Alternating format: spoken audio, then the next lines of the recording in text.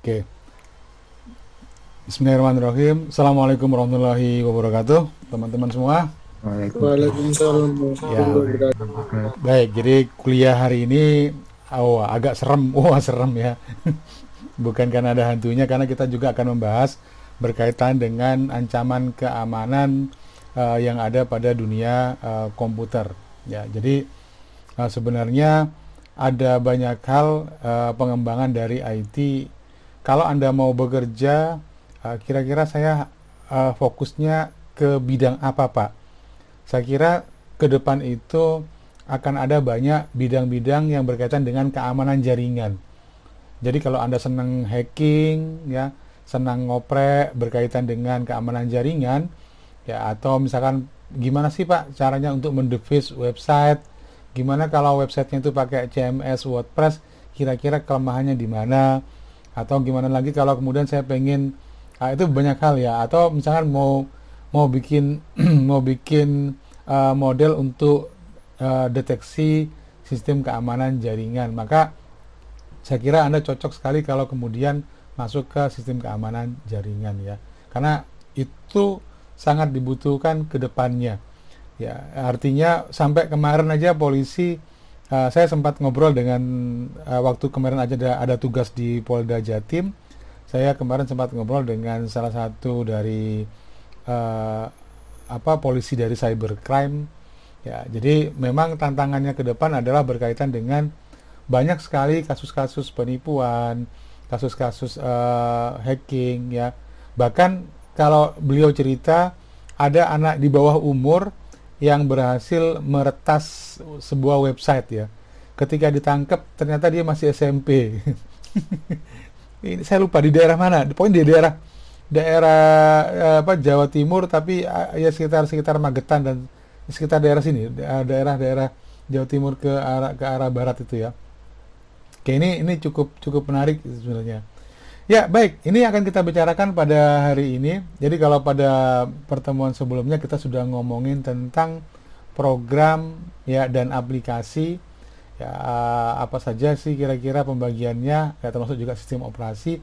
Maka pada hari ini kita akan membahas berkaitan dengan masalah keamanan ya, baik itu hardware maupun software, termasuk juga isu privasi ya. Ya, saya akan share terlebih dahulu. Wes, ini malah munculnya ini ya. Oke, ini adalah materi. Ya, oke. Saya akan slideshow. Ya, oke. Jadi materinya hari ini cukup banyak. Mungkin saya akan coba untuk mempercepat ya, karena slide-nya ada sekitar 47 slide. Saya akan mencoba untuk mempercepat nanti tampilan dari slide presentasinya ya. Ya, saya mulai dari bahwa materi kita berkaitan dengan digital security, ethics and privacy. Ya, digital security, ethics and privacy. Apa sih isinya? Jadi kita akan coba, tujuannya adalah berkaitan dengan masalah istilah-istilah digital security ya, risiko-risiko dalam keamanan digital, kemudian juga berkaitan dengan jenis-jenis ancaman kriminal ya, cyber kriminal. Ini yang kemudian juga kita akan coba lihat apa saja sih yang mungkin ada ya. Yang lainnya saya kira berkaitan dengan jenis-jenisnya, bagaimana penanganannya ya, kemudian juga bagaimana kita akan coba diskusikan berkaitan dengan teknik untuk bisa mengatasi masalah keamanan ya, komputer akses dan seterusnya. Ya, itu saya kira ini beberapa bagian ya, termasuk juga wireless communication. Kalau Anda sering nongkrong di kafe, Anda sering nongkrong di warung kopi, kira-kira kalau saya pakai wifi-nya mereka aman nggak sih? Atau kalau Anda pernah datang ke hotel, ada komputer di situ yang bisa digunakan secara gratis untuk internetan, kira-kira aman nggak sih? Ya, itu juga berkaitan dengan banyak hal ya. Oke. Baik, kita mulai dari istilahnya terlebih dahulu. Jadi, kalau Anda pahami bahwa digital security risk itu sebenarnya berkaitan dengan kemungkinan ya, atau tindakan yang menyebabkan hilangnya atau rusaknya komputer ya, atau mobile device, hardware, software, data, information, ataupun kemampuan untuk bisa memproses. Jadi kalau kemudian kita melihat di sini, ya hal yang mungkin Anda perlu perhatikan adalah bahwa ya adanya event atau kejadian atau tindakan ya yang dapat menyebabkan hilangnya atau rusaknya ya baik itu hardware, software, data, information, dan yang terakhir adalah processing capability. Processing capability itu adalah kemampuan untuk memproses. Jadi contohnya nih, ketika kemarin saya sempat ngomong pada Anda berkaitan dengan denial of services atau DOS ya. Serangan tersebut kemudian bisa melumpuhkan websitenya Unitomo, sehingga kemudian orang yang mau entry KRS itu nggak bisa. Maka itu masuk juga pada processing capability. Jadi serangan supaya websitenya perusahaan atau layanan itu tidak bisa digunakan. Ya. Kemudian juga berkaitan dengan ya tindakan yang sifatnya ilegal yang itu digunakan ya entah itu dengan menggunakan komputer ataupun peralatan yang itu juga merupakan bagian dari ya komputer crime atau kejahatan komputer. Ya.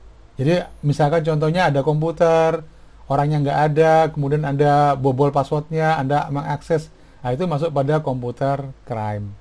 Sedangkan yang berkaitan dengan online ya artinya aksi-aksi ilegal ya, yang berbasiskan internet ya atau online, maka itu disebut sebagai cyber crime. Kenali istilahnya ya. Jadi semua hal baik itu online atau offline, maka itu disebut sebagai digital security risk ya.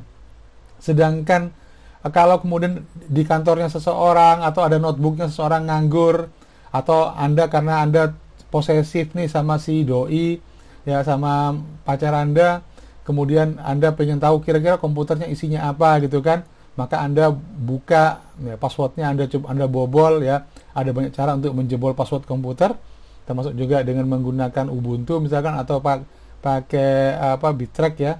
Nah, maka kemudian Anda bisa masuk komputer crime ya. Nah, yang menjadi masalah sekarang ini yang paling banyak terjadi adalah berkaitan dengan cyber crime ya. Ini nanti kita akan bahas pada hari ini.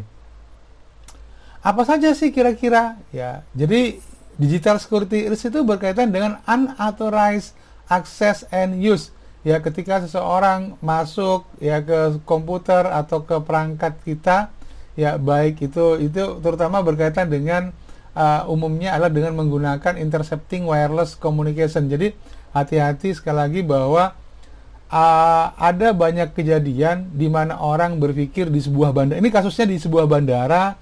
Kemudian biasanya sih orang kan pengen ketika dia baru turun dari pesawat terbang, dia nyari wifi-nya bandara. Maka ketemulah nama, ada wifi bandara.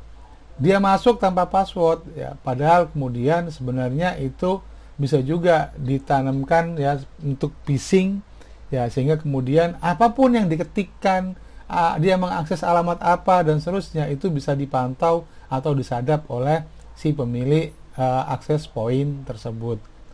Atau pencurian komputer. Ingat kemarin saya pernah cerita pada Anda ya, di Masjid Unitomo, kalau nanti sudah perkuliahan online, sudah perkuliahannya sudah tidak online lagi, maka jangan sampai Anda menaruh komputer atau tas komputer ya untuk ngambil wudhu atau ke kamar kecil, Anda taruh di tembok. Ya, kenapa? Karena sudah banyak kasus komputer yang hilang. Atau Anda naik kereta api atau naik bis, bagusnya komputer atau notebook tersebut itu tetap dipegang atau dipangku. Loh Pak, kalau ditaruh di atas kan nggak apa-apa. Iya betul, tasnya sih nggak apa-apa. Tapi ada banyak kejadian notebooknya nggak ada karena diganti dengan kertas satu rim ya. Itu banyak sekali kejadian seperti itu. Kemudian ada internet and network attacks ya, di mana kemudian ada virus, ada bot ya, ini macam-macam. Ada sistem failure yang menyebabkan kegagalan dari sistem ya, karena itu ada serangan. Kemudian yang paling berbahaya juga adalah information thief ya, pencurian data ya, dan juga ada software thief atau pencurian aplikasi atau software ya. Bisa dengan cara mengcopy ataupun pokoknya intinya adalah mengcrack software legal ya. Itu merupakan ilegal software. Oke, kita lihat istilah-istilah lagi yang lainnya berkaitan dengan hal tersebut. Maka mungkin Anda pernah mendengar istilah hacker ya cracker, ya. Ini yang seringkali orang taunya pokoknya hacker, ya. Maka sebenarnya hacker itu kalau Anda perhatikan, ya, kesalahannya adalah hacker itu sebenarnya orang yang tertarik dalam dunia digital, ya, yang dia mencoba tapi tidak mengambil keuntungan dari mencoba-coba untuk memasuki sistem, ya. Berbeda dengan cracker. Kalau cracker itu memang tujuan dari awalnya adalah memang mereka mencoba untuk menjebol sistem, ya, mencuri data dan menimbulkan kerugian bagi si korbannya. Contoh hacker nih misalkan, ya. Makanya kenapa ada istilah ada black hat dan ada white hat. Istilah ini kalau pada istilah white hat, hat itu topi, ya. Istilah white hat itu adalah istilah untuk hacker, di mana kemudian umumnya orang-orang yang senang dengan masalah dengan isu-isu keamanan jaringan, mereka akan mencoba untuk mendeteksi ada kelemahan enggak. Ibaratnya kalau itu adalah orang, ya, dia ada rumah nih, dilihat kira-kira rumah ini aman apa enggak. Oh, ternyata ada jendela yang bolong, maka dia akan lapor, Pak, pintu jendela rumahnya kayaknya masih kebuka, belum dikunci, Pak. Hati-hati ya, Pak, ya. Nah, itu hacker. Tapi kalau cracker, kalau ada rumah, maka dia cari kelemahannya, kira-kira mana yang kira-kira bolong, ya. Nah, istilahnya yang bisa ada, oh, pintu belakang nggak dikunci, oh, kuncinya lemah ini, ya, passwordnya lemah misalkan. Maka kemudian dia masuk, dia bisa mencuri data, ya, bisa juga dia mengubah sesuatu, dan seterusnya. Ada juga istilah script kiddies, ya. Script kiddies itu adalah orang-orang yang dia baru belajar untuk masalah keamanan jaringan, ya, dia belum bisa bikin tool sendiri, ya, paling dia masuk ke situs-situs atau grup-grup diskusinya para hacker dan cracker, kemudian dia nyoba-nyoba. Ini script kiddies.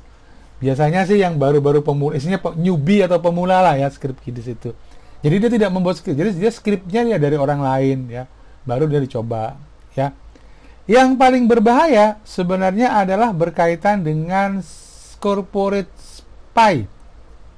Jadi teman-teman semua, perusahaan itu bisa rugi besar. Bayangkan kalau kemudian data dari klien atau produk-produk yang baru itu dicuri. Ya, corporate spy itu bisa dia menanamkan malware, ya, bisa juga kemudian dia menanamkan software-software yang kemudian dia bisa memantau, ya, kegiatan atau data-data berkaitan dengan perusahaan. Ini sebenarnya mengapa Cina, ini saya pernah dapatkan artikelnya, ya, mengapa Cina itu begitu maju dalam industri, ya, teknologi digital. Jadi pada awal mulanya memang banyak orang-orang Tiongkok. Ini ingat, kita tidak bicara tentang etnis, tapi kita bicara, kalau saya bilang tentang Cina, itu bicara tentang negara, ya, negara China atau Tiongkok. Maka pada tahun 90-an, ya, 80-90-an, banyak sekali orang-orang Cina yang dia kuliah di Amerika, kemudian kerja di perusahaan, ya, dan seterusnya. Maka ini kemudian yang mereka lakukan adalah mencuri rahasia, ya, perusahaan-perusahaan tersebut, ya, termasuk juga produk-produknya, sehingga kemudian mereka bisa membangun hal yang sama di Cina sana. Ya, ini terjadi, ya. Corporate spy ini bisa macam-macam, ya. Bisa kemudian ada orang, jadi orang dulu kerja di perusahaan tuh nggak menyadari kalau kemudian misalkan nih ada pegawai, ya, dia bagian perancangan komputer misalkan, atau perancangan peralatan. Ketika dia ngeprint salah, maka bisa saja kemudian hasil print-printannya itu dibuang ke tempat sampah. Oke, ya. Maka jangan heran kalau kemudian ada pemulung yang ngorek-ngorek tempat sampah, yang sebenarnya mereka itu mengumpulkan informasi. Walaupun itu cuma potongan sobekan kertas, tapi itu sangat berharga bagi corporate spy. Ya, jadi formula sama seperti kalau di film SpongeBob itu, bagaimana plankton berusaha mencuri resep rahasia Krabby Patty-nya Tuan Crab, ya. Itu. Maka corporate spy itu begitu. Ya, caranya berusaha keras untuk bisa. Nah, bisa juga persaingan ya, kalau itu kan tadi kan masalah perusahaan di Cina sana yang mencoba untuk mencari rahasia di Amerika atau di Eropa. Tapi sangat mungkin kemudian antar perusahaan itu sendiri, ya menjadi perusahaan AMD bikin apa sih? Ya pabrik dari prosesor AMD bikin apa? Oh, Intel bikin apa? Ya itu persaingan namanya ya. Atau kalau di handphone dulu ada Nokia dan Siemens misalkan, mereka bikin apa? Maka itu kalau itu terjadi persaingan, maka sangat mungkin itu terjadi corporate spy juga. Kemudian ada istilah unethical employee atau pekerja atau karyawan yang nggak punya etika. Dia mencuri data, ya, atau menjual data perusahaan, membocorkan data keluar, apalagi atau menggunakan kewenangannya untuk mengakses, ya, illegal access. Nah, ini problem juga. Ya. Ini yang sebenarnya musuh dalam selimut ini. Kalau corporate spy, cracker, hacker, script kidding, itu mungkin dari luar. Tapi yang berbahaya adalah banyak sekali perusahaan yang dia sangat khawatir kalau kemudian orang yang dipercaya, pegawainya sendiri, ternyata dia adalah unethical employee. Yang kemudian dia membuka pintu, ya ibaratnya maling nih, kemudian dia macarin pembantu. Maka pembantunya bilang, si maling bilang ke pembantu, tolong dong nanti jam 12 malam tolong bukain pintu belakang. Maka si malingnya akan masuk ke rumah. Nah, ini pembantu yang tidak beretika ini, ya, unethical employee ini. Kenapa? Karena dia justru merusak dari dalam, ya. Atau kalau dalam istilahnya itu adalah bisa juga sebagai Trojan horse atau kuda Trojan. Mungkin kalau Anda cari informasi berkaitan dengan kuda Trojan, ya, itu bagaimana dulu pasukan Romawi bisa masuk mengalahkan ada suatu benteng yang dijaga sangat ketat, dikepung berhari-hari, nggak bisa kalah. Tapi akhirnya kemudian si komandannya bilang, oke, kita berdamai dengan mereka untuk kemudian kita ngasih hadiah ke mereka berupa kuda. Maka dibuatlah kuda yang sangat besar terbuat dari kayu. Akhirnya kemudian mereka berdamai, ya, pintu gerbang dibuka, kuda dimasukkan, cuma satu orang saja yang dia bernegosiasi gitu ya.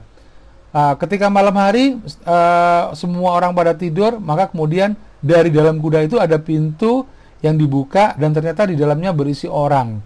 Nah, orang tersebutlah yang kemudian dia membuka pintu gerbang dan akhirnya pasukan Romawi tersebut bisa masuk ke benteng tersebut untuk bisa menaklukkannya. Jadi dia memasukkan penyusup istilahnya, ya. Jadi dalam dunia komputer itu ada juga Trojan horse. Trojan horse itu bisa berupa software yang kemudian diinstal dan akhirnya dia menjadi pintu masuk untuk bisa mengakses ke dalam sistem, ya. Ada juga cyber extortion. Nah, ini yang kemudian juga cukup berbahaya, ya, berkaitan dengan bagaimana sistem itu bisa disabotase, ya. Kemudian juga ada cyber teroris. Anda paham bahwa cyber teroris itu tidak hanya dilakukan oleh satu golongan tertentu, tapi negara pun bisa menjadi pelaku dari cyber teroris. Anda bisa lihat contohnya, misalkan ada kebakaran di reaktor nuklir Iran, itu pelakunya adalah agen-agen Mossad Israel, ya. Atau juga sebaliknya, ya. Jadi kalau Anda paham bahwa antar negara, ya, ada perang dingin, ya, antara Iran dengan Israel ataupun dengan beberapa negara lainnya, itu mereka bisa saja melakukan serangan cyber teroris, ya. Ini tapi yang paling banyak memang kasusnya adalah itu. Jadi bisa saja kemudian mematikan. Yang saya pernah tahu itu adalah reaktor nuklirnya Iran itu pernah sempat shutdown gara-gara kemudian ada virus yang dikirim oleh orang Israel, virus komputer yang kemudian dia men-shutdown sistem. Yaitu cyber teroris itu. Apalagi kemudian kalau bisa sampai membuat kebakaran atau ledakan, itu juga satu hal yang berbahaya. Jadi kalau misalkan reaktor nuklir atau instalasi militer bisa dikuasai secara online, ya, itu sangat berbahaya, ya. Oke, ini beberapa hal yang mungkin istilah-istilah yang harus Anda pahami. Sedangkan kalau misalkan kalau komputer itu cuma di dalam rumah, kemudian nggak kemana-mana, nggak connect kemana-mana, kira-kira aman nggak? Kalau secara risiko, maka akan jauh lebih aman dibandingkan dengan komputer yang connect ke internet.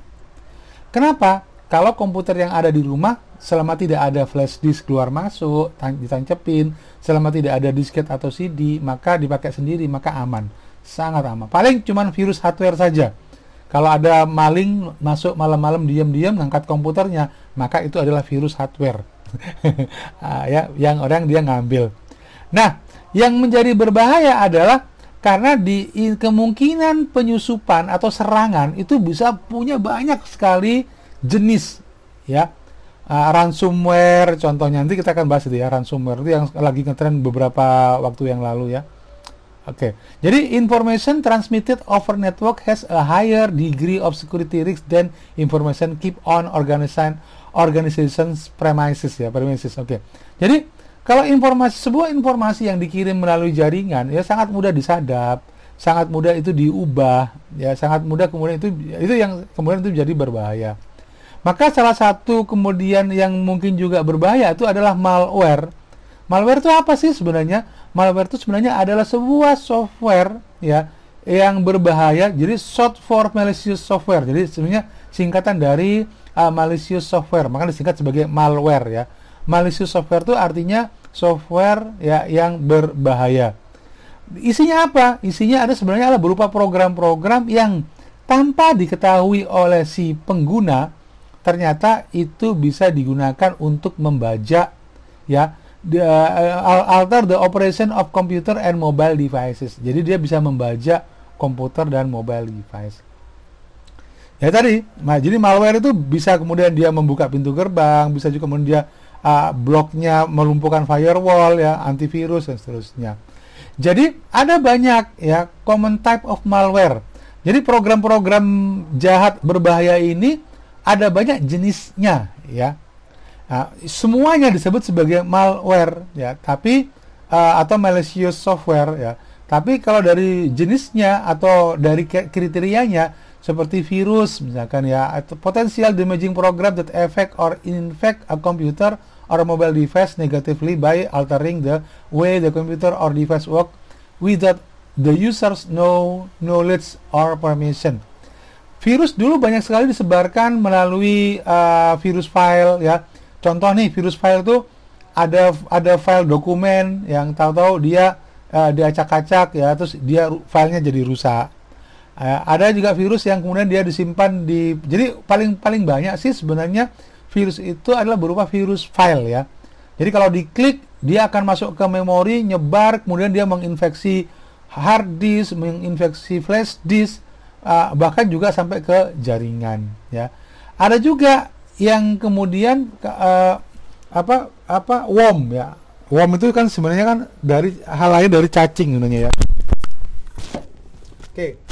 Apa sih worm itu?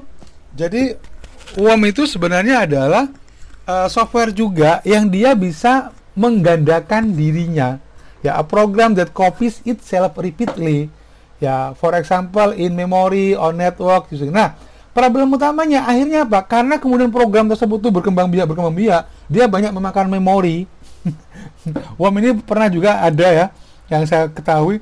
Akhirnya kemudian jadi komputer jadi lambat, ya, jaringan juga jadi lambat, ya. Kenapa? Karena dia terus bekerja. Jadi seolah dia membuat sistem menjadi begitu sibuk. Sedangkan Trojan Horse, ya, seperti yang tadi saya sampaikan pada Anda. Sebenarnya itu sama seperti program biasa, tapi ternyata ya program itu di dalamnya itu berisi virus atau worm ya. Jadi Trojan Horse itu seperti yang tadi saya sampaikan pada Anda ya, dia tidak bisa mereplikasikan dirinya di komputer, tapi sebenarnya Trojan Horse itu contoh yang paling gampang adalah begini. Ini ceritanya bagaimana caranya seorang cracker bisa melumpuhkan sebuah sistem komputer di sebuah perusahaan.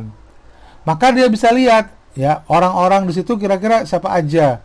Kemudian dikirimin email, ya kan? Dikirimin email, selamat Anda mendapatkan misalkan, atau ini adalah program yang digunakan untuk, pokoknya intinya adalah dia ngirimkan email. Nah, di attachment-nya atau di lampirannya dia ngirimkan file. Ya, filenya itu ikonnya sih seperti file PDF atau yang lainnya ya, karena dia sifatnya icon aja. Tapi ketika diklik ya, maka kemudian dia akan masuk ke sistem komputernya ya, dia akan membuka diri, mereplikasi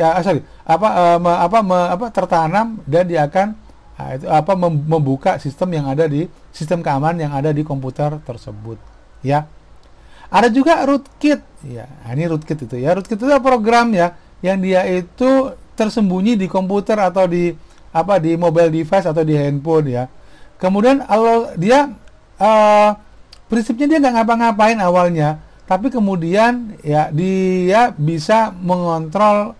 Rootkit itu sifatnya dia bisa menjadi jalan supaya kemudian sebuah komputer atau mobile device itu bisa menjadi zombie. Kenapa? Kemudian dia bisa di remote ya, bisa diambil alih ya oleh komputer di luar sana ya. Control the computer or device. Ini bahayanya juga ya.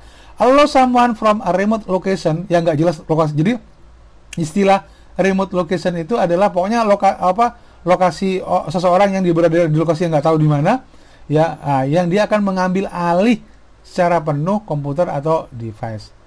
Jadi rootkit itu kalau dia sudah masuk ke sebuah komputer, maka itu bisa dikendalikan. Itu mengapa kalau biasanya para cracker dia bisa nyalain webcam, dia bisa merekam, itu berarti dia mengendalikan komputer tersebut dari jauh.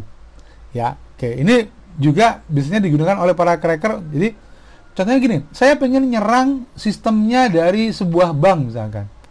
Kalau saya pakai komputer saya sendiri untuk nyerang, itu berbahaya kan? Pasti ketahuan.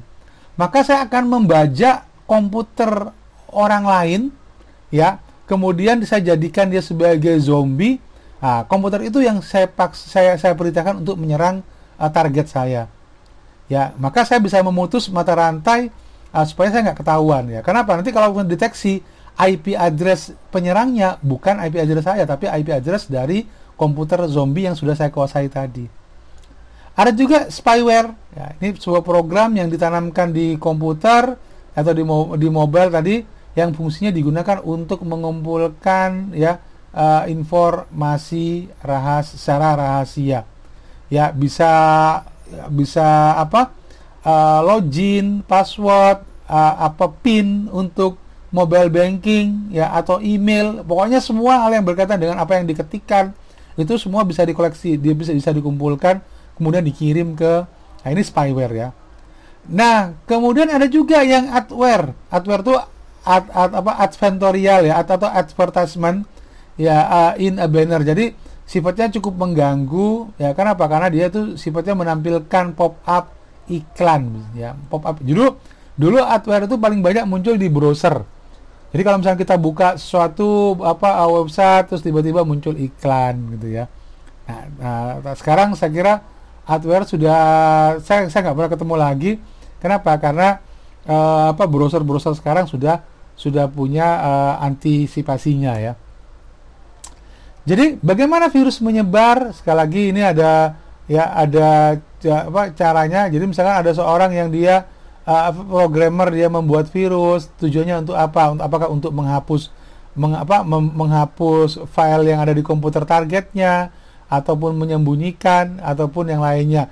Dulu yang paling sering terjadi adalah dia menyembunyikan, they hide the virus in a word processing, yaitu ada yang namanya virus makro, MACRO ya, makro. Jadi virus makro itu memanfaatkan kelemahan dari Microsoft Word dan Microsoft Excel yang mereka itu ada makronya. Jadi ketika kemudian itu di-copy, dijalankan dan makronya aktif dan kemudian dia menyebar. Ya, ini problemnya ya di kasus-kasus makro itu. Tapi yang paling banyak sih sebenarnya kalau di era tahun 90-an ya, sebelum tahun 2000 itu paling banyak sih di virus file. Ada dia masuk menyerang sistem operasi ya, berupa command com, itu filenya masuk sebagai file-file yang bisa dieksekusi, itu virusnya. Kalau dia sudah menyebar masuk ke komputer, ada flash disk atau disket yang dimasukkan, pasti terinfeksi. Ya, itu kira-kira. Kemudian yang kedua, kalau itu virusnya melalui email ya, email atau they send the email message that contain, dia mengirimkan ke targetnya ya, kemudian kalau itu diterima oleh seseorang tersebut, dia dibuka, maka kemudian dia akan penyebarannya begitu cepat. Terutama adalah orang-orang yang Jadi itu mengapa pekerja-pekerja di kantor itu harus dididik ya, harus diberikan pengetahuan bahwa jangan sembarangan menerima email dan membuka ya attachment yang dikirimkan oleh orang yang tidak dikenal. Entah itu penawaran atau apa. Paling banyak itu ya. Paling banyak terjadi. Ya, maka kalau kemudian itu dibuka attachment-nya tadi, ya maka dia akan menginfeksi komputer yang di kebanyakan juga kalau orang-orang yang pekerja-pekerja kantoran yang kemudian dia suka buka situs-situs porno. Ya, biasanya sih ada penawaran terus diklik. Nah, maka tahu-tahu dia akan menyimpan file ya. Diklik oke, masuk, wah sudah. Ya. Hancur komputernya itu. Ya, kalau itu yang dulu ya. Saya sekarang belum pernah ketemu lagi. Yang paling banyak sekarang ya itu tadi ransomware tadi ya, atau model-model pemerasan malware yang digunakan untuk mengencrypt data dan melakukan pemerasan ya. Nah, ini berikutnya, other user do not recognize the name of the sender ya, of the email message ya. This user do not open the email. Jadi prinsipnya sebenarnya adalah berkaitan dengan kalau kita tidak menerima, jadi bisa mengaktifkan filter apakah itu spam ya. Kalau sekarang email sekarang sudah bagus banget. Kenapa? Karena kalau ada email yang nyasar masuk, kemudian akan masuk ke spam. Ada yang mencurigakan isinya apa, masuk ke spam. Terus provider email sekarang ya, layanan email sekarang itu juga sudah ada antivirusnya, walaupun itu tidak menjamin 100% untuk aman ya. Oke, itu tapi sekali lagi jauh lebih bagus gitu ya. Ada banyak lagi yang lainnya yang berkaitan dengan aktivitas untuk penyerangan ya melalui internet. Sekali lagi ingat bahwa tantangannya di dunia internet ini adalah berkaitan dengan begitu banyak jenis kejahatan ya, ataupun peluang berkaitan dengan cyber crime. Oke, berikutnya adalah botnet. Tadi kita bahas tentang rootkit ya. Maka salah satunya adalah botnet ini ya. Jadi sebenarnya botnet itu adalah istilah komputer-komputer yang sudah dikuasai ya dengan menggunakan rootkit tadi, dan dia bisa dikendalikan dari jarak jauh. ini botnet. Itu jadi a compromised computer or device is known as zombie. Jadi kalau misalnya kita boleh katakan bahwa komputer-komputer yang dia dikuasai tadi atau botnet tadi itu ya, atau robot ya. Botnet itu singkatan dari robot internet ya, atau botnet ya. Maka kemudian yang berikutnya adalah denial of services attack atau DOS attack. Ada juga yang mengenalnya dengan istilah DDoS ya, atau distributed. Kalau di distributed DOS itu berarti ada banyak komputer ya yang dia melakukan akses ke satu server yang sama secara bersamaan. Maka itu bisa distributed denial of services. Jadi denial of service attack itu adalah serangan yang ditujukan pada satu layanan atau satu server yang tujuannya adalah untuk melumpuhkan, disrupt computer access to ya an internet services. Jadi untuk melumpuhkan layanan. Bayangkan kalau misalkan servernya Unitomo nih diserang oleh 100 komputer yang sama yang meminta berulang-ulang ya. Coba Anda datang ke sebuah Anda datang ke sebuah hotel. Di hotel tersebut itu ada di bagian front office itu ada 3 orang yang melayani. Tiba-tiba masuk 100 orang ke hotel tersebut, semuanya minta dilayani bersamaan. Kira-kira bingung nggak tuh bagian front office-nya yang cuma 3 orang tadi? Ya, semuanya itu minta. Jadi Pak, mohon ditunggu dulu, sabar. Nggak mau. Semuanya itu Pak, saya duluan. Akhirnya bingung. Akhirnya kemudian layanan di front office-nya hotel tersebut macet. Itu kira-kira ya. Gambarannya paling gampangnya begitu. Itu kalau ini sistemnya adalah komputer yang melakukan permintaan atau request berulang-ulang atau mengirimkan paket data berulang-ulang ya, maka itu akan membuat layanan server menjadi lumpuh. Ada juga istilah backdoor atau pintu belakang. Jadi pada prinsipnya sebenarnya adalah kita kan biasanya kan sudah ngunci pintu, pagar, jendela gitu kan. Bayangkan kalau kemudian ada tempat jendela ya, kamar mandi yang nggak dikunci. Ya itu backdoor istilahnya ya. Jadi istilahnya pokoknya bagaimana sih penjahat itu bisa masuk ke rumah? maka dia bisa saja membobol ya, atau tempat pembuangan air itu, terus dia dijadikan pintu untuk bisa masuk ke sistem tersebut, sehingga dia bisa lepas ya dari kontrol ya, atau pengawasan dari security atau keamanan. Tapi prinsipnya backdoor itu sebenarnya adalah program atau sekumpulan instruksi ya, in a program that allow user to bypass security control. Ini yang seringkali berbahaya. Kenapa? Karena apakah program ini boleh misalnya firewall misalnya, dia dilacak, ini boleh nggak, ini aman nggak? Oh, aman aja. Kenapa? Anda install game misalkan, maka bisa saja itu menjadi backdoor ya, untuk bisa kemudian orang luar bisa masuk melalui aplikasi tersebut atau instruksi program tersebut ya. Ada istilah spoofing ya. Spoofing itu adalah sebuah teknik bagaimana menyusup ya, teknik intruder use ya, penyusup untuk bisa menggunakan jaringan mereka atau transmisi itu untuk internet transmission appear legitimate ya. Jadi spoofing itu pada prinsipnya adalah penyusup yang kemudian dia menggunakan internet ya untuk bisa masuk ke sistem. Nah, itu spoofing ya. Oke, sedangkan firewall, nah ini adalah satpamnya gitu ceritanya ya. Kalau di dalam komputer, maka kan semuanya kan pasti melalui jaringan, melalui koneksi wifi atau kabel, atau pokoknya intinya adalah jaringan tadi ya. Maka dipasanglah firewall di sini yang digunakan untuk bisa mendeteksi apakah orang ataukah komputer yang mengakses server tersebut ya, atau mengakses komputer tersebut, data yang datang itu kira-kira mencurigakan atau tidak. Ada nggak ciri-cirinya yang berkaitan dengan apakah itu virus, apakah itu atau malware lagi yang lainnya. Nah, itu disebut sebagai firewall. Jadi firewall itu dia melindungi supaya jangan sampai ada akses dari dunia luar yang masuk ke sistem jaringan, kemudian dia bisa menyusup ya atau mencuri data. Bagaimana bisa ya? Contohnya misalkan kalau ada permintaan yang berulang-ulang ya dari satu alamat IP atau IP address. Ya, atau kalau istilahnya kalau di depan rumah tuh begini, firewall itu. Ceritanya ada orang nih yang dia bolak-balik jalan di depan rumah mondar-mandir. Kalau firewall itu adalah satpam, kira-kira satpam perlu curiga apa enggak? Harus curiga. Orang ini kok mondar-mandir ya? Gitu kan? Atau ada orang yang dia datang, assalamualaikum, atau selamat siang, permisi pak, saya nyari pak ini, pura-pura nyari alamat misalkan, tapi gelagatnya kok mencurigakan, dia tolak-toleh. Nah, maka dia si satpam akan bilang, walaupun ada orangnya di rumah, tapi kok mencurigakan, nggak ada gitu ya. Maka firewall itu sebenarnya adalah security yang digunakan untuk memfilter ya, atau untuk menseleksi siapa yang boleh masuk dan siapa yang tidak. Ya, itu firewall. Ya, memang terjemah tembok api ya. Tapi prinsipnya adalah biasanya ada juga misalnya komputer yang dia tuh bolak-balik dia mengakses. Wah, ini dicurigai nih. Maka diblokir.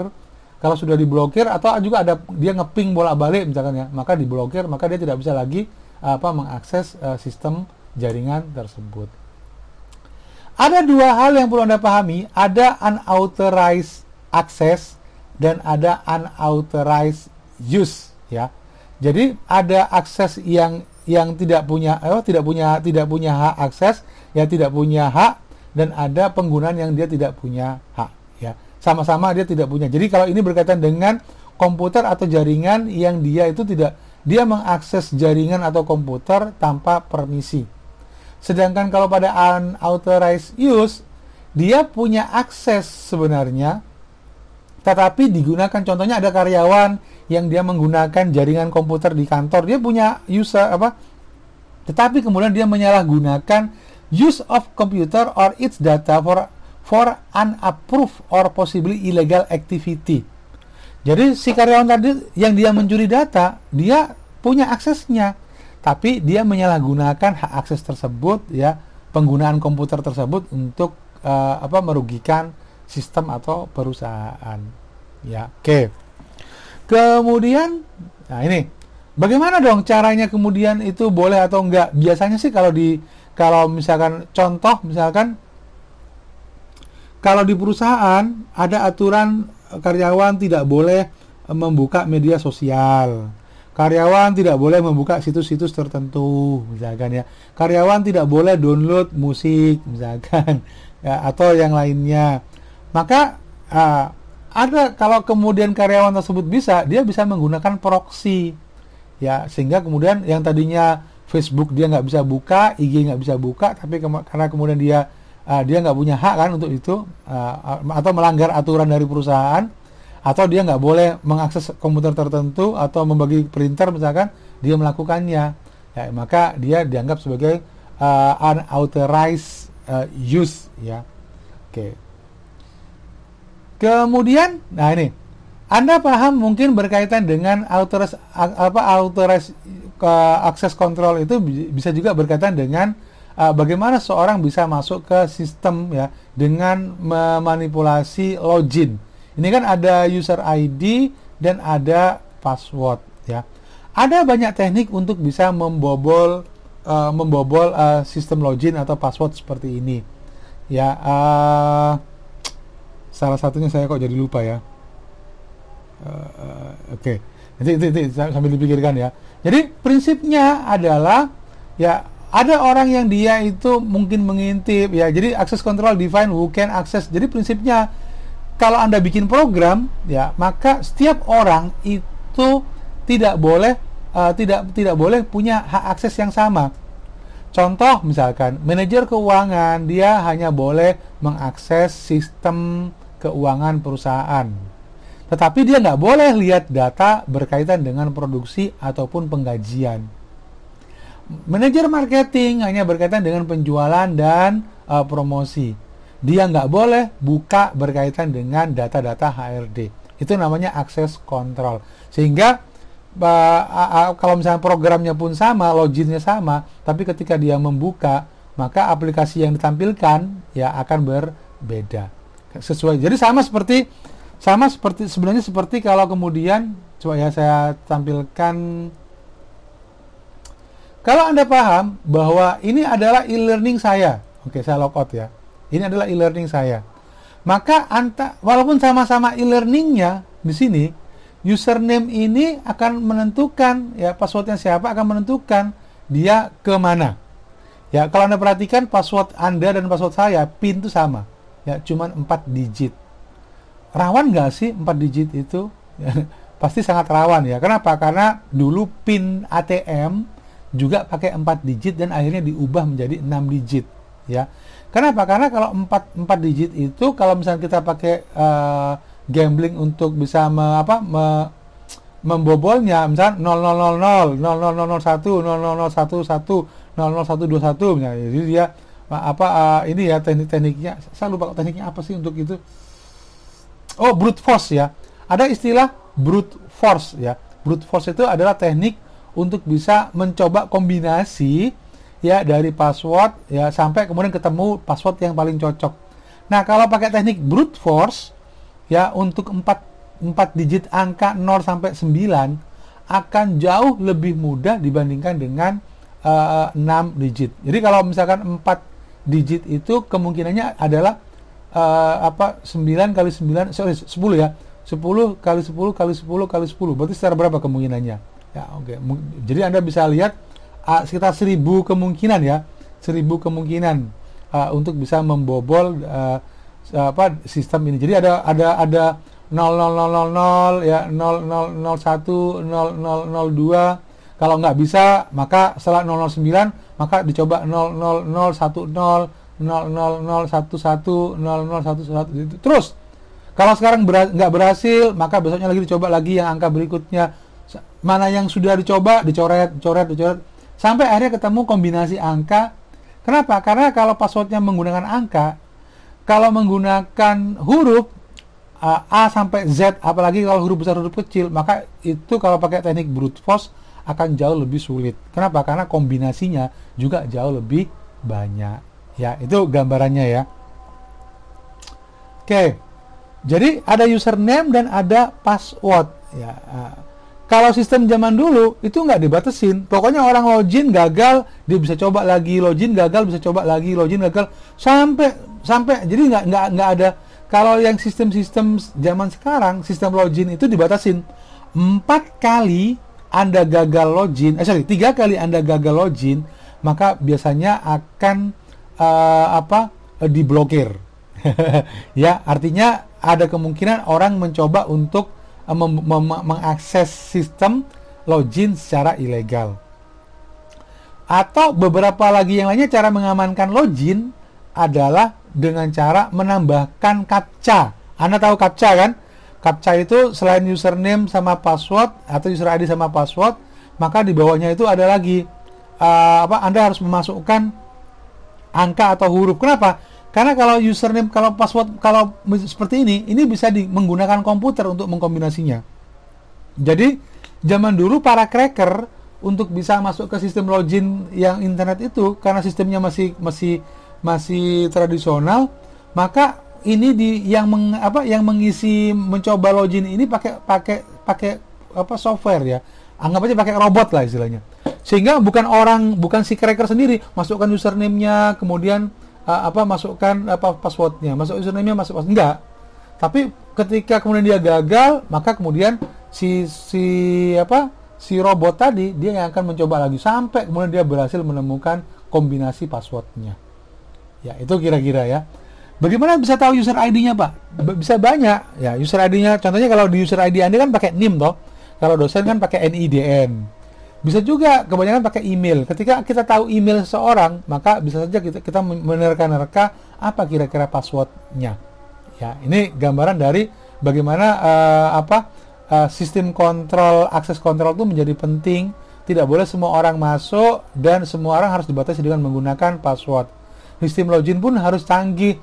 Ya, kalau 3 kali gagal, maka dia harus lapor ke sistem IT untuk bisa minta di reset passwordnya. Ya, nah, itu.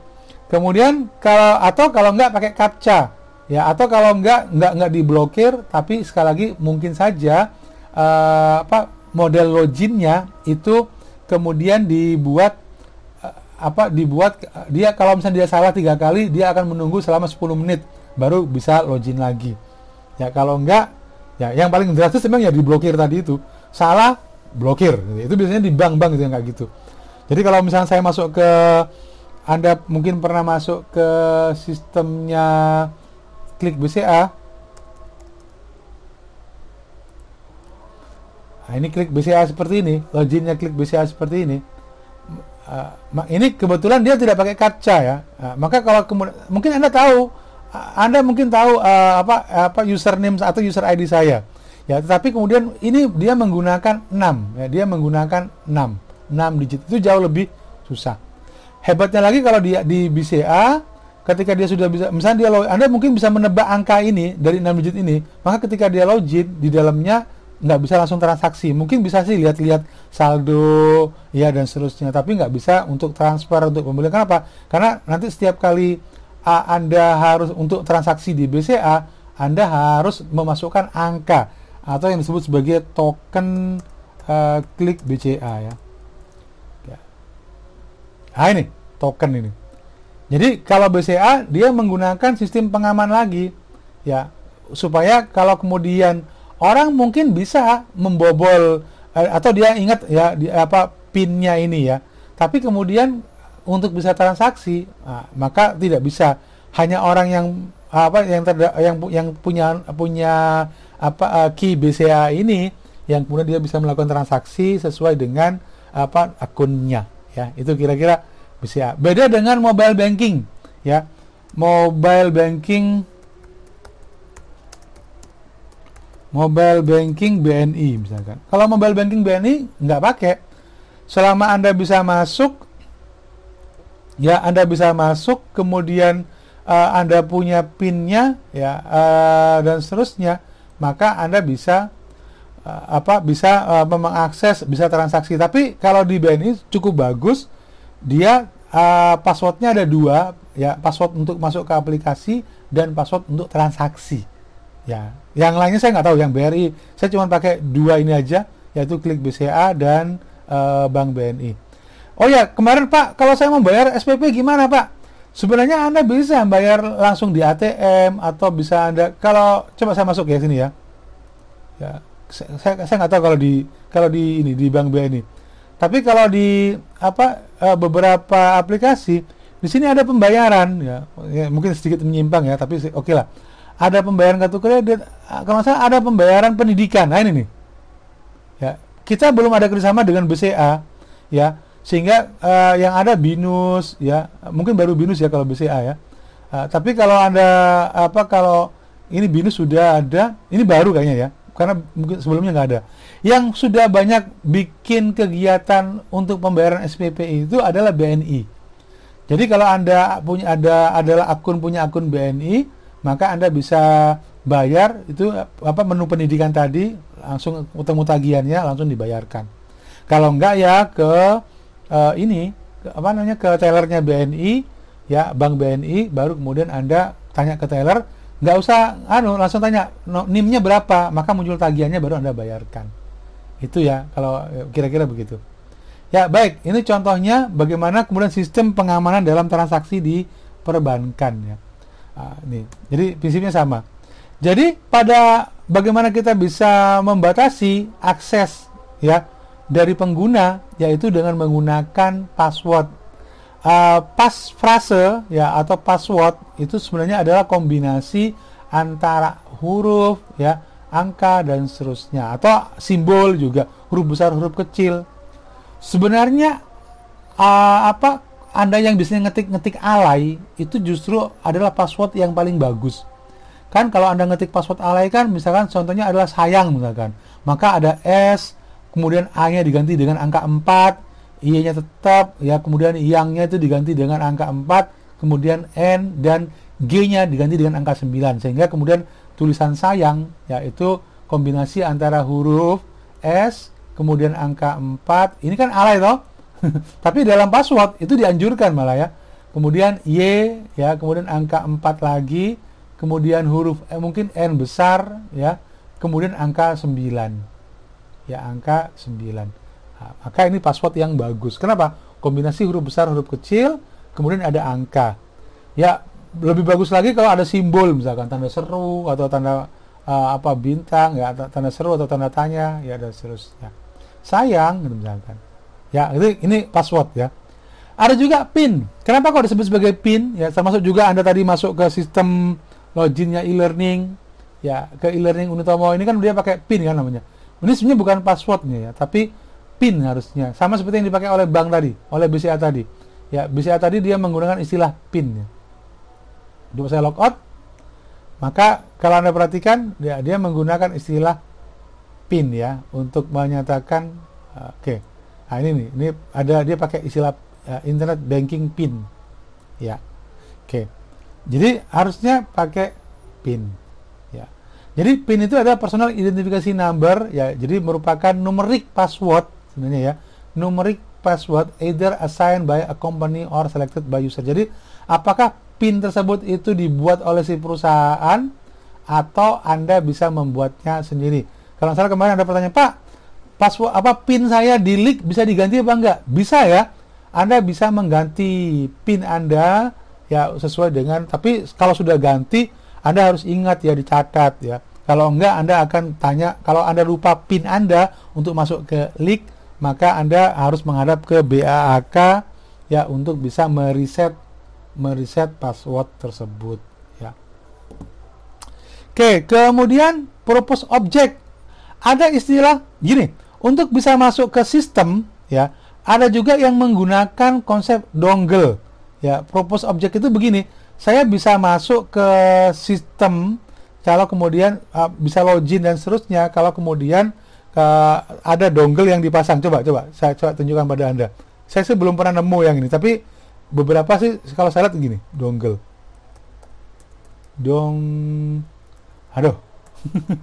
dongle ya, dongle login, kira-kira seperti apa dongle login. Oke, kita lihat. Jadi mungkin saja ya, ada komputer nih, Anda bisa pakai ya, Anda bisa pakai untuk login. Tapi untuk bisa masuk ke sistem tersebut, Anda nggak akan bisa login ya, walaupun passwordnya benar, username-nya benar, kalau hardware-nya nggak bisa, nggak ada. Ya, itu disebut sebagai dongle. Jadi dongle itu pada prinsipnya sebenarnya adalah alat yang digunakan untuk sistem keamanan tambahan.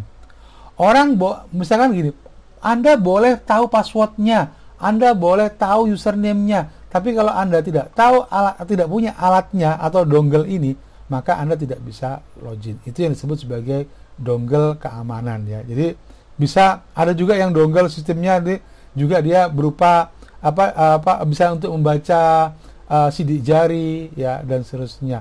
Tapi prinsip dasarnya adalah bahwa ini adalah dongle sidik jari kalau yang ini ya. Tapi yang saya tahu sih banyak yang modelnya seperti kalau Anda punya mouse itu ya, Anda punya mouse, nah itu yang colokan yang wireless tadi itu yang dipakai ini ya, seperti ini. Ini tancepin baru Anda bisa login. Itu ya kira-kira. Oke, kalau cuma punya ini doang nggak tahu passwordnya juga nggak bisa. Oke, itu baik ya. Atau biometrik. Biometrik itu, istilah biometrik itu berarti sebenarnya adalah ukuran-ukuran atau hal-hal yang berkaitan dengan ya identitas secara personal. Apa saja kira-kira? Jadi karakteristik personal itu bisa dijadikan sebagai password ya. Jadi personal karakteristik dari seseorang itu bisa digunakan sebagai autentifikasi. Mungkin kalau sekarang sudah ada handphone yang bisa dibuka dengan menggunakan sidik jari atau dengan menggunakan kombinasi antara sidik jari dengan wajah ya, atau apalagi bau keringat belum ada ya. Retina mata. Itu yang dilakukan ketika Anda perekaman KTP. Jadi biometrik itu ya adalah semua yang berkaitan dengan keamanan yang dia menggunakan sistem keamanan identifikasi dari entah itu misalkan model wajah. Masalahnya kalau wajah kira-kira bisa dikenali atau enggak kan gitu kan. Maka biasanya juga pakai retina atau juga bisa pakai suara karena frekuensi setiap orang kan beda-beda. Biasanya sih kalau absensi